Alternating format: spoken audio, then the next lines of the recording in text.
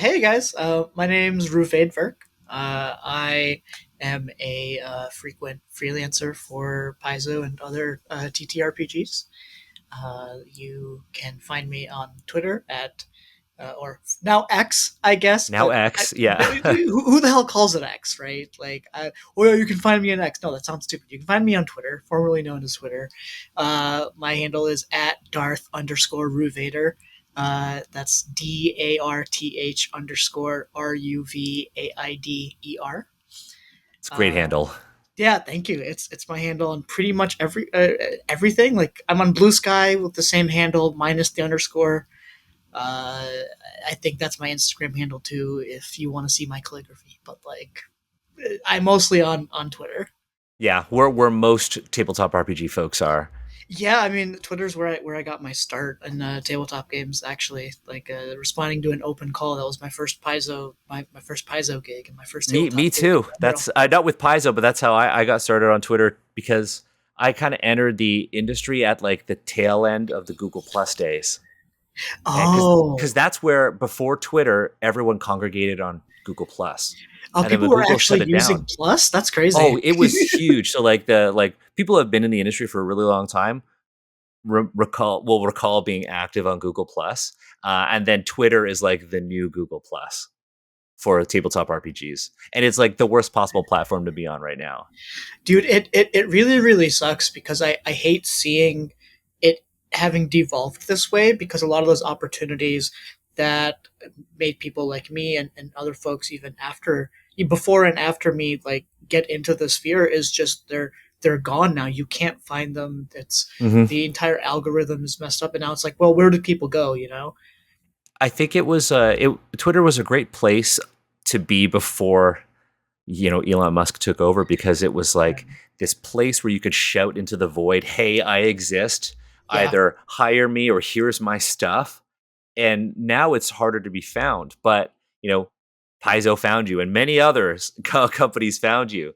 Like we could talk about other products because you're one of the designers of the Cosmere RPG. I We'll do am. a whole other episode on that because that deserves an episode of its own. Um, but so don't sell yourself short there. Not just you know a couple little freelance gigs. Like you've worked on a lot of really big projects, and I would say that the Tian Xia Character Guide is an important one that you've worked on. Yeah, absolutely. I mean, Tian Xia Character Guide and Tian Xia World Guide too. I mean, both really awesome projects, really near and dear to my heart, as I'm sure they are to you as well. hmm I'm very lucky for the Character Guide. I got to write about the martial arts. I wrote like the feats for the martial artists, and then I also wrote some about some of the Nagaji feats, and then a lot of the new Use magic some weapons. items too. Yeah. Yeah. Some of the weapons as well. And then in the world guide, I wrote the entry for Hungal.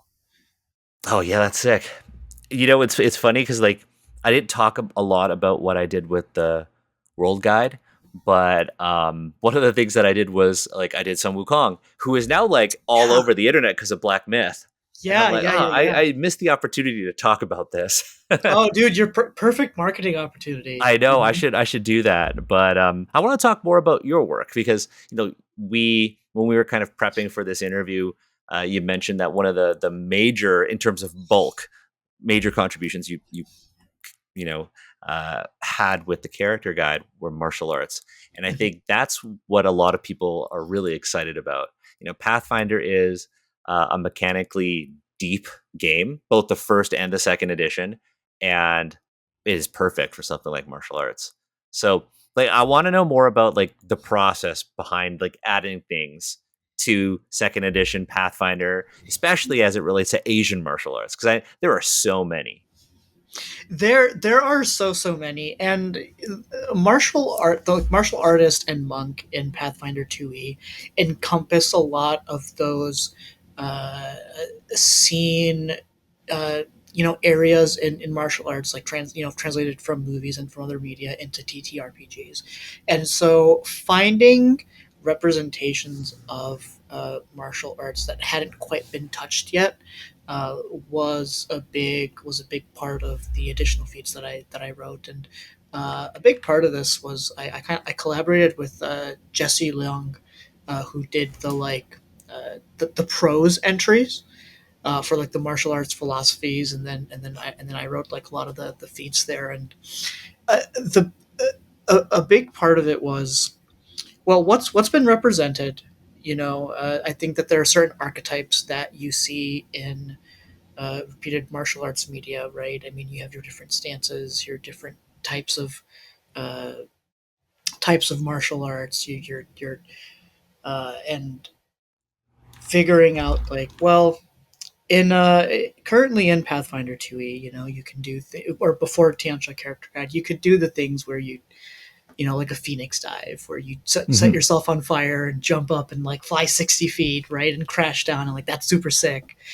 And stuff like that. And then in Character Guide with martial arts here, I kind of went back to some of the more fun and like inspirational media that kind of defined a lot of my exposure to martial arts when I was growing up, and it being like uh, so one of these is twisting pedal stance is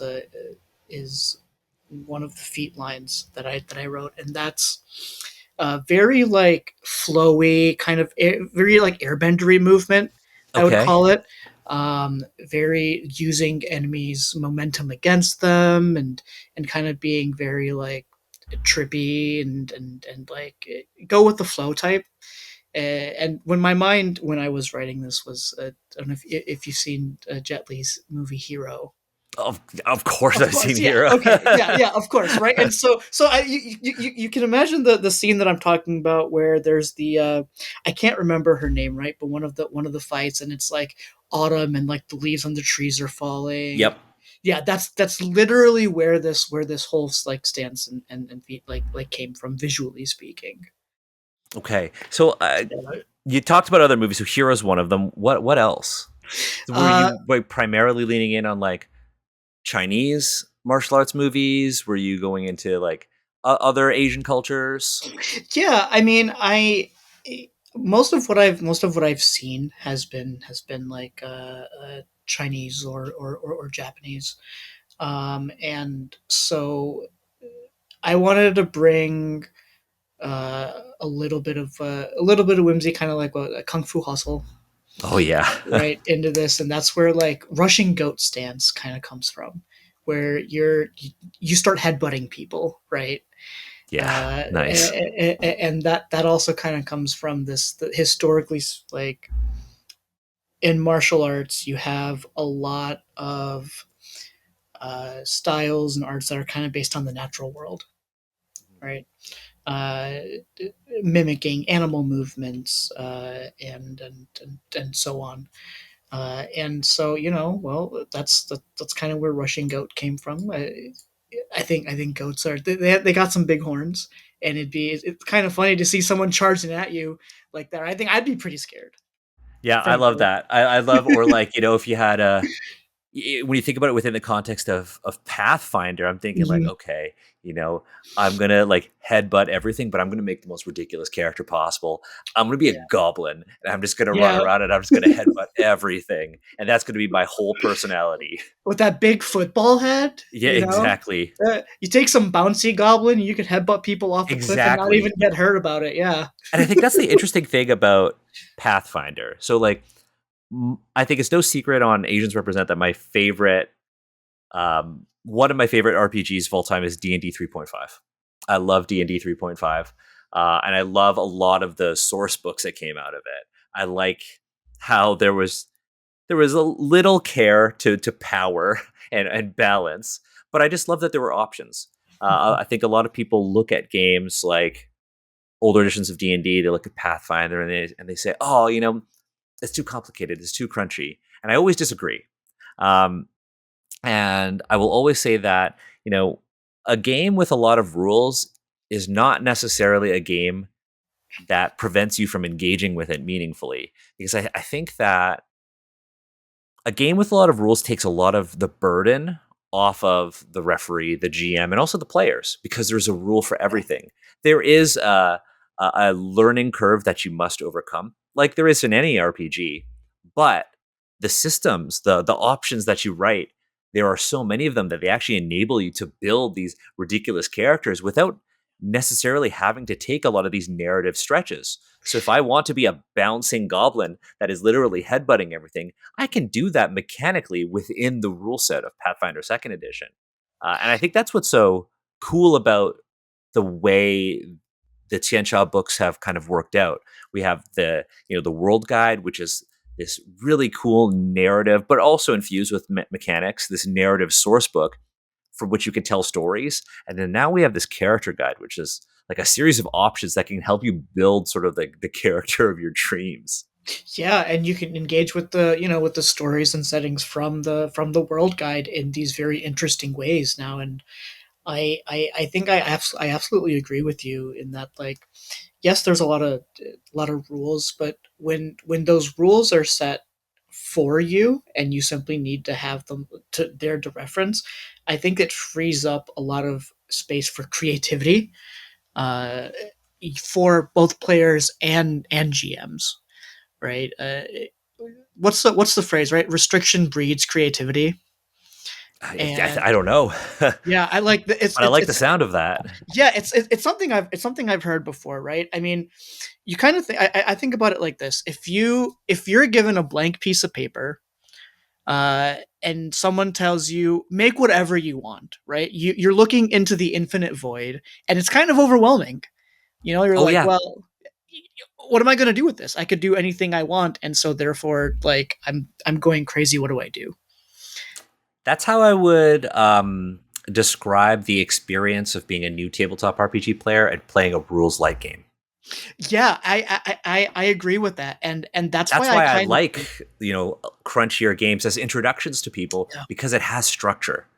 Exactly. And that structure gives you guidelines, it gives you barriers, kind of gives you, like, those like those bowling alley safety rails to kind of Yep.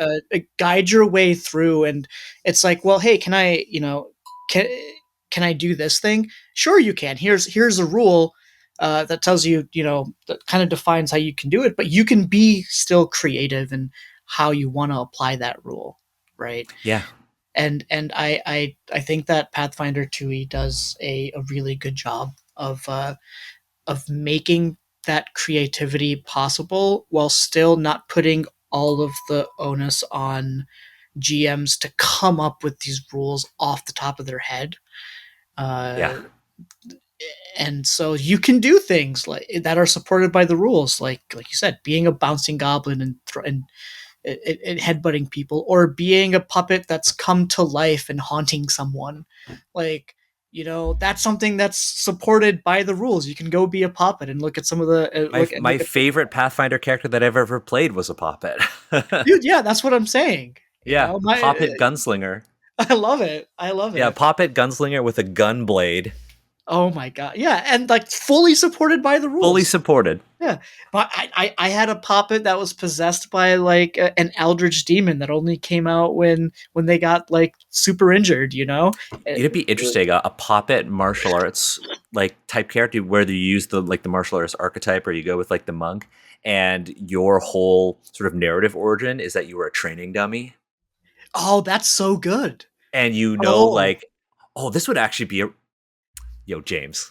Let's yo, talk. No, James. Yeah, but James. like if you were a training dummy and all of the different, a wide variety of like techniques, Yeah, because you have all people the have done them to stances. you.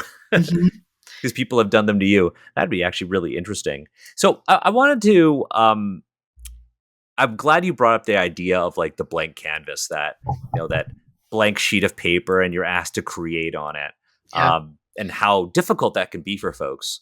But I also want to talk about being a designer and the opposite, because Hmm. Pathfinder is a game with historically a lot of content, a ton of content, and we weren't necessarily coming into Tianxia with completely blank slates from which to work. And Hmm. there's this fine balance of honoring what already exists, updating things, and adding new content. And so I asked Shao Han this when we were talking about his contribution, particularly within the context of like wuxia Yeah. into the character guide. And I asked him, what the biggest challenge was, trying to like use your excitement and all of these films that you really love and all of these ideas that you have, and working with the confines of the system of Pathfinder and, this huge multi-creator project. Like, did you have any difficulties trying to temper your ideas or translate them into your work? Like, I'm so Oh curious about yeah. that. Yeah, I mean, like, if I could show you the brainstorming doc that I had for the martial arts feats, Daniel, like it was probably anywhere from like 3 to 4 times as long as what actually made it through here. Strictly just like looking at things, I'm like, oh, this would be so cool to bring into the system, right? Trying to take these ideas from things that I've enjoyed and I think would be cool to put into the system, but through the process of designing, right, and as you get into things like, well, how do I take this idea and make it work mechanically? Some ideas translate better to having hard rules with them, right? So you have to I have to find the ones that are like, this makes more sense from a player's perspective, where it's easier for them to engage with, uh, compared to this other one that's like kind of kind of a little bit too crazy for a martial arts feat, but maybe it makes it Okay, into its own like archetype. what what didn't make the cut? What was too crazy? I gotta know. I don't know how much I can say that, but like what I can say is that okay, kaiju stance is a stance that's in martial arts, in the martial arts feats, right? And this kaiju stance kind of goes back on an idea that I talked about, where it's like, well, a lot of martial arts have origins in the natural world and mimicking behaviors. And well, Tian Xia, right? You have the Volashmai jungle and other places. The A lot of kaiju are kaiju, part of the natural world there. right? So in my mind, I'm like, well, it totally makes sense to me that you would have practitioners of these martial arts see these kaiju around and be like, well, that seems pretty sick, and they seem pretty strong, so I'm gonna emulate that too. All of the kaiju number 8 fans screaming right now.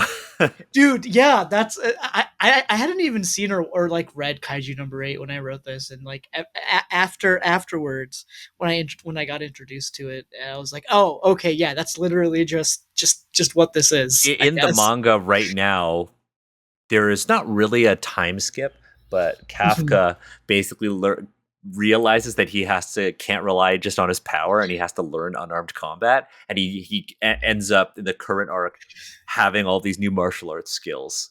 Oh, So that's so cool. so when you said like kaiju stance, I was like, oh yeah, the latest couple chapters of kaiju number 8. Yeah, no, it like if I had read Kaiju number 8, then I could definitely see that being a parallel. And what I'll say is that I wrote some pretty crazy I wrote some pretty crazy things to build on top of Kaiju stance, that ended up not like they can't make the cut for a number of reasons, right? But as much as I maybe wanted to give people kaiju lasers, Oh, um, yeah, it's fair. I yeah. mean, I'm sad that we're not going to get kaiju lasers, but if there's demand, maybe there's a follow up. I think one thing that I find really challenging as like a designer in general, like this is actually something I struggled with because I wrote all of the weapons. Yeah. Um, is there are a lot of really interesting differences between the weapons. Like if you look at like Chinese swords, right, or even if you look at like South Asian swords, like the swords of India, there are just like so many, but functionally they are quite similar, Yeah, absolutely. but they're So different in how they might be used with the different martial arts. mm. Um, and so while it would be nice to have a million different medium-sized swords, it doesn't always work out that way. And when I was doing the weapons, I had like this long list. I was like, I want all of these weapons, Yeah, and many of them were just like, oh, this is just like the Chinese version of this Japanese sword. that's absolutely another thing that comes into mind when even when you're designing feats in addition to items, right? It's like, well, you want to make sure things aren't too similar to stuff that's already there? How Yeah. do you make things unique and distinct and fun enough to be its own thing? Yeah, and then I think we need to trust that folks will homebrew with what we make. Like, oh, Yeah, this sword isn't this exact sword isn't written in the book, but it's very similar to this thing, so I'll just call it this because we all do that, yeah. right? I mean, like, there's no reason to have separate stat blocks for like a talwar, right? It's Yeah, just South Asian. It's just a South Asian longsword yeah. or short sword, depending on who you ask, right? Or like, And you just rename it on your character sheet. yeah, yeah, exactly. And you can do that with so many of the weapons that we're like, hey, why isn't this thing here? Why isn't this thing here? Well, it is. It's just all you have to do is flavor it, right? Yeah, and I guess the same would be said for martial arts too, because again, with real martial artists, there is a lot of that like creativity. There is a lot Mm-hmm. of that, you know, hacking or building upon existing techniques and making them your own. And that's something that like I'm assuming you want people to do with Yeah, martial arts feats. Like the yeah. I mean, mechanics are there absolutely. and there is flavor, but folks can continue to build off of that. Yeah, like there's a reason that I mean, you know, you have stances that have their own names, like kaiju stance and pedal stance, and even the older stance. But like that can look whatever way you want it to look. Hmm. You know what I mean? And like it's encouraged for that to be the case. You know, one person's kaiju stance isn't going to be look the same as someone else's kaiju stance, even though they're both large and clumsy one, and now are making shattering earth attacks. Right? Like, uh, it's it. You're encouraged to find different representations, the things that you want to see. Right? If you're twisting pedal stance means that your character is literally disappearing into like a bunch of leaves and reappearing, cool, do it. You know, if Yeah, you're nobody's twisting pedal stopping you. stance, yeah, exactly. If you want to be the airbendery type where you're just like, you know, Aang in season 3 and Hell yeah. weaving and dodging around, cool, you can do that too. Like, it's literally, these are here for you to play with, and to make your own, like, and that's the thing, right? We have the rules here and you can be creative with them as much as you want. And if we were to try to design every possible iteration of what a feat or a stance or an archetype could potentially do, I mean, like, we'd never be able to. I mean, the book would be way too long. Yeah, yeah, absolutely. I mean, you'd have, and the thing is that you would have slight distinctions between all of these iterations, and it wouldn't be justifiable to have in the first place from a perspective of like, well, now we're just bloating the game for no reason when it could Yeah, be condensed. there's a fine line. There is like a balance in Yeah, like, you know, how we talked about having that blank sheet of paper and having a piece of paper with sections with which you can work. Um, exactly, exactly. yeah, that's I've been thinking a lot about like obviously like from my own interest, like I love we talk about martial arts in on Asians Rep a lot. We did one episode of No Dice No Problem where we talked about like, well, if we were to pick different martial arts to represent the different styles of bending in the world of Yeah. Avatar, what would they be? And the one that Drew, my co-host, and I brought up was Dambe. Dambe is, I think, one of the most interesting martial arts. It comes from Nigeria. It's that Okay. martial art where you have one hand is wrapped and the Okay. other isn't. It's like a one. It's almost like a one-handed striking martial art, and it's very interesting. And I don't think there is anything like it in Pathfinder, at least mechanically.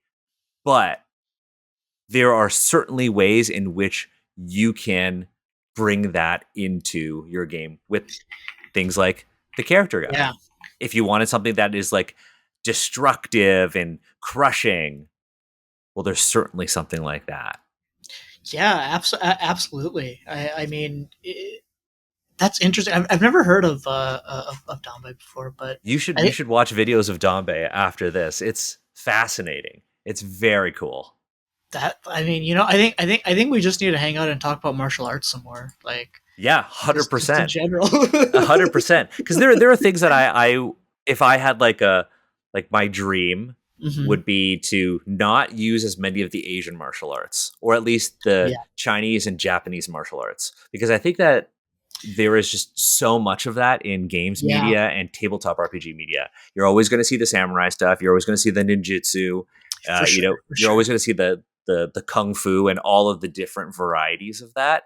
But I personally would love to see things like Dambe, at least even Yeah, represented in art. yeah. I'd love to see things like you and I were talking about Kalari Payatu. Like I would love to see a lot of the South Asian martial Mhm. arts because So it's so Galari Bayat rich. is very interesting, right? Because I think in a lot of a lot of people kind of attribute Galari Bayat as like the first, quote unquote, first martial art. The original martial Right. art. Yeah. From which you have derived so many different styles in both, like Shaolin and other kung fu have derived from Galati Payat across history, according to various experts, and like it is very interesting to me that even though in at least in Tian Xia Character Guide, I didn't specifically call on that. You still see inklings of that in the in like the Russian Ghost stance and the Kaiju stance, because Kalari Payat, like a lot of other martial arts, where it has 8 forms, and those are strictly based on animal forms, right? There's Mhm. what is it? It's rooster, snake. I'm not going to list them all, but like there's 8 forms in Kalari Payat, and they're specifically animal based. Um, it's very acrobatic, very you know, um, there's a word. Uh, well, it's very acrobatic. It's dynamic. It's very acrobatic. It's very dynamic, and you can emulate that with like twisting pedal stance, and its feats. And then you have things like uh, in other books, in Impossible Lands, in Jean Marais, you have one of the 4 monasteries focuses on like uses of weapons, at the monastery of Unbreaking Iron, I think is what it's called, and that's a big part of what Kalari Bayat does as well. Is they have, when you're training in Kalari Bayat phases, it's you have first your body conditioning, and then you have your blunt weapons, and then you have your sharp weapons, and then you get to unarmed martial arts, and you can, and I think that the a big that big part of like weapon focus is absolutely shown through things like the monk feats and other martial art feats that you have for the untwisting iron, in Jean Marais, which like you can still take as a monk and martial artist. Like those are other things that are Totally. that are available to you, and if you want to flavor that to be a different type of martial art in the world, like, yeah, again, please do. Like Yeah. it's there, So it's there for that. yeah, like I would want to see, I think this is why it's also important for companies to invest in art too, because Hmm. art is another way in which you can communicate or honor all of the different martial arts that you're drawing inspiration from, Yeah. right?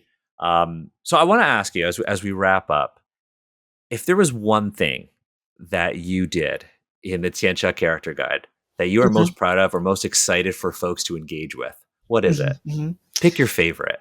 Oh, dude, you're asking me to pick my favorite. It's like asking a parent to Yeah, pick their pick your favorite favorite child. kid. And like the truth is that they always have a favorite kid, but they won't tell you, because it makes you seem you're like, I guess shouldn't have a favorite kid. Um, I'm really excited about Kaiju stands and the 3 feats Yeah, that you you've can mentioned it numerous times. I do. figured. Like, I'm like the Kaiju stand's 20th feat level feat is called Wake of Devastation, and you literally just raise the ground around you, Oh as you're yeah, walking. Like, could you tell I enjoyed it? I mean, it's really really cool, and I think people are gonna like that. I am a big fan also of, to bring a non martial art thing into this. One yeah. of the magic weapons that I wrote, um, was the uh, I think the name ended up being what, the John of Life's Duality. Oh, Uh, Chinese sword. yeah, yeah, yeah, yeah, yeah. It's based on based on a legend, and as well. And it's, yeah, the Geon of life's duality. Yeah, it's inspired by the swords of, and I don't speak, Mandarin or Cantonese, so my pronunciations aren't Is it great. But Ganjiang and Moya? yeah, exactly. I knew Yeah, you were yeah. gonna say that. Okay, yeah, yeah, yeah, We yeah. did So, not we did not set this up. So the reason why I knew you were gonna say that is because Chinese sword legends are yeah. actually extremely limited. Hmm. Sword legends actually only come from one period in Chinese history. Interesting. Yeah. So there's the spring and autumn period in Mhm. China's like warring states, Yeah, is where all of the legends of Chinese swords come from. So if you were that's, doing research on it and you're probably looking into Ganjiang and Mo Ye and how they're like this yeah, swordsmithing couple and how they literally yeah, use their hair and their parts of their body to infuse the steel, you yes, probably heard about or you probably read about Oyeza or if, yeah, the yeah, yeah, most yeah, yeah, legendary swordsmith who made magical swords. yeah, yeah. Absolutely, I All of did. those actually just come from what that this very specific couple of centuries in China's history. Oh, that's so cool. I had no idea. Yeah, the there was a this was a time when there were all these like feudal states that were warring with one another, Okay. and there was one called Yue, and it's kind of near centered around where like Shanghai and Zhejiang provinces right now in Mhm. modern China, and they were like the only people who actually named swords in Wow, I China's didn't like know that. history. And there's a Uh-huh. really famous sword called the Sword of Gojian. I'll send it to you right now. Yeah, yeah, yeah. Please, Um, please do. and it is like a famous sword that was from this time, and it Okay. is designated like a piece of cultural heritage that cannot leave China. And it was like the sword of one of the kings of the Yue state, and it's beautiful. And when they found it, it was untarnished and still sharp. So when you said, Wow. "Oh, I made a Jian," and you said life's duality, I was like, "It's gonna be Ganjiang and Mo Ye," because Yeah, that's like yeah, yeah, the yeah. most famous. When you said duality, I was like, "Okay, life and death, like the husband and wife, Hmm. like Hmm. it's going to be this legend because it's the only one." That's so cool that you just were able to pick that up immediately. And like, I mean, that was kind of the hope too. Like, I want people to like just be like, oh, hey, I recognize where this is pulling from. Yeah, and Uh, people are like, if people are enthusiasts of Chinese history, they're going to see that. Like the sword of Gojian, the real sword of Gojian, actually mhm, has a pair, a weapon that's a pair to mhm, it, mhm. and it's a spear. That's Um, so cool. and Yeah. so Gojian was one king, the king of Yue, and his rival Fu Chai was the king of the neighboring state of Wu.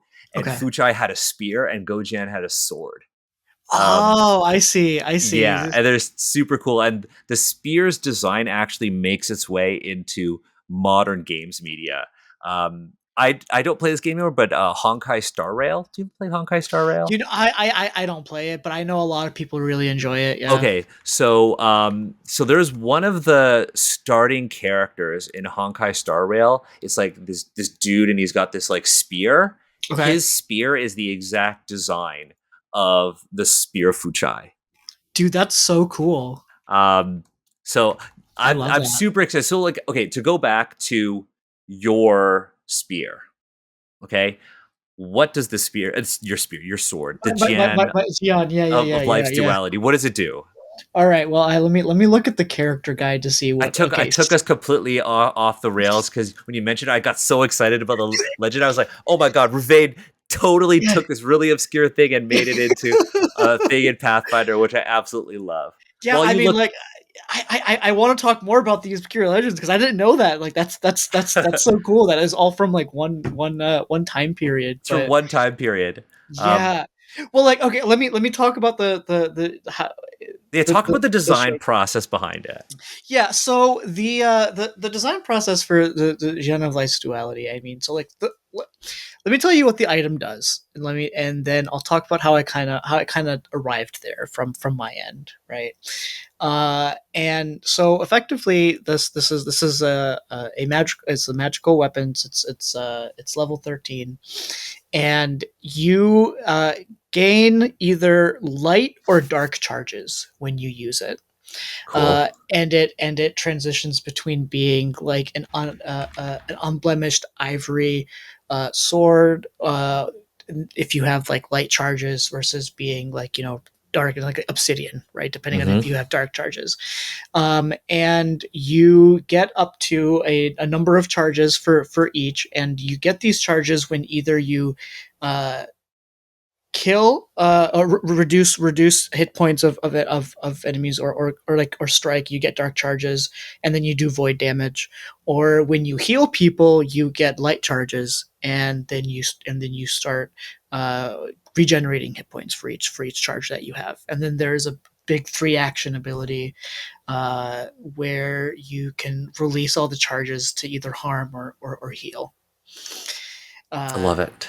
and and in my mind, when I was making this, right, it was, I kind of wanted to emulate this, like, I'm gonna call it like a little mini game, but Okay. it's kind of just being able to go back and forth, and the, like, well, do I want light charges, do I want dark charges, but also it's like this being able to balance between the two, kind of representing the right, the husband and the wife, and in the legend itself. And so it was a lot of like, well, how do I get that feeling and that like complexity of going from one thing to another, and like dilute it down into a single item, because Right. it's very much like it feels like an archetype type of thing, right? If Yeah, you were to you expand on wanted to it. make something like very, very grand. You're like, okay, I have to temper everything down into one Yeah, thing. yeah. And so, like, it is probably more on the complex side as far as magic items go, but I mean, you get to do very neat stuff with it. And you can go from your dark charges or your light charges, depending on how you're feeling. And the what would do you want to be more like the husband, right? What was it, Moyi? Ganjang is the Ganjang is the husband. husband, yeah, and Yeah, Moyi is the is wife, the right? wife. So that's where that came from. There was more. If I had more flavor text and stuff to put in the item, it'd be a little bit more. It'd be even more. But I think I really like the way it ended up coming out. That's super cool. If folks are like, I'm super excited for folks to like be able to interact with this Mhm. part of like China's history. Yeah, If you folks are like anime fans or anything like that, in Fate Stay Night, the character Archer has yeah, two swords, yeah. and their Chinese names are Genjang and Moya. Oh, I love Actually, it. I yeah, love it. Yeah, that makes um, that makes sense. Yeah. yeah, they appear in like a lot of Chinese media. It's like super super interesting. I think Chinese swords are very cool and they're super niche. So I'm really happy that you did that, and that was your standout item that you wanted to highlight. Yeah. That makes me so happy. Well, I thank you for giving me a chance to highlight it for sure. I mean, I think it's a really cool item, and I think people are. I hope people get a chance to play with it and kind of enjoy it as well. Like, Yeah, and you know when, because by the time this episode is out, folks can already get their hands on the character guide, yeah, and so if you decided that you were going to build around kaiju stance, if you were going to use these bombastic kaiju number 8 inspired like techniques, you know, let Ruvaid know how that went. yeah. Please, like, find me and like at me, and we can geek out about it Yeah, together. and I'm gonna have all of your like socials in the show notes and everything like that. And you know, Okay, if okay. you decide that you were gonna integrate this magical Jian, this Chinese straight sword, into your adventures, like let both of us know how you did it, because Yeah, alongside it being like, apart from it being like a really cool mechanical item, there is an interesting story there. And so how did you weave that into your adventure? We want to know. So let us know. You can reach out to Ruvaid on socials, mostly Twitter, not X, Twitter it's at Twitter. Darth underscore Ruvader. Yep, that's right. which I will again link in the show notes, and then of course tag us at AZNS Represent. Ruvaid, thank you so much for coming on to this episode of the podcast. I Thank you am so much for having me. we'll have to talk more. We've got some martial arts stuff coming in the future Yeah, that we should talk about. let's do And it. so I'll definitely reach out to you and have you back on so we can talk more about this stuff. Dude, I'm super down. I This was a lot of fun. Thank you so much for having me. Oh, And thanks for being here. of course, literally anytime. Right now, another episode. Let's go. 3 hours Dude, now. okay, call me and I'll be like, all right, Daniel, I'm Well, down. Let's do it. Let's figure it out.